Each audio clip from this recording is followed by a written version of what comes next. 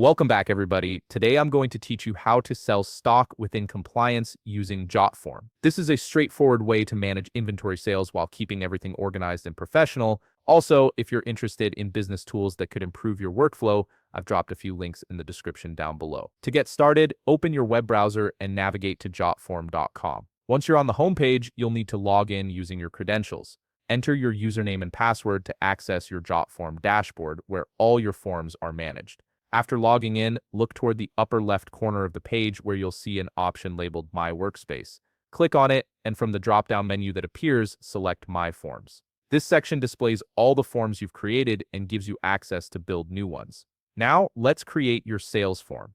In the upper left of the page, click on Create Form. You'll be presented with several options for how to start. For this tutorial, select Start from Scratch and then choose Classic Form. This gives you full control over the design and functionality of your form. Once your blank form opens, focus on the left panel where you'll see Add Element, click on it, then navigate to the Widgets tab. In the search bar, type Quantity Gift Registry and press Enter.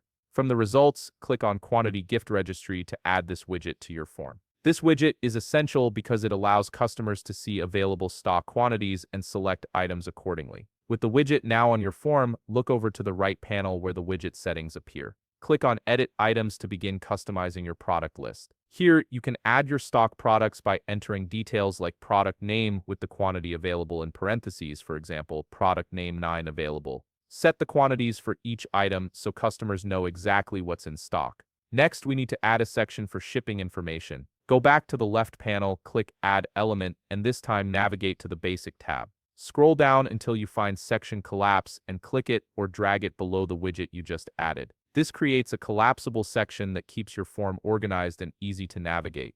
In the section heading field on the right panel, rename this section to Shipping Info. This makes it clear to customers what information they need to provide in this area. Now, let's add the necessary fields within this section. Click Add Element again in the left panel, and from the Basic tab, drag full name into the Shipping Info section.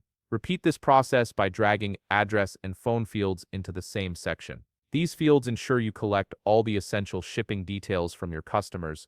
With the form structure in place, it's time to set up payments. In the left panel, click Add Element once more, but this time switch to the Payments tab. From the available options, drag PayPal into your form. This allows customers to complete their purchase securely through PayPal. In the right panel, you'll notice a yellow button prompting you to connect your PayPal account. Click this button and follow the authentication steps to link your PayPal account to Jotform. This connection ensures that all transactions are processed directly into your PayPal account. You may need to wait a moment while the connection is verified and confirmed. Finally, once everything is configured and you're satisfied with your form, look at the top of the page and click Publish. A shareable link will be generated that you can copy and distribute to your customers through email, social media, or your website.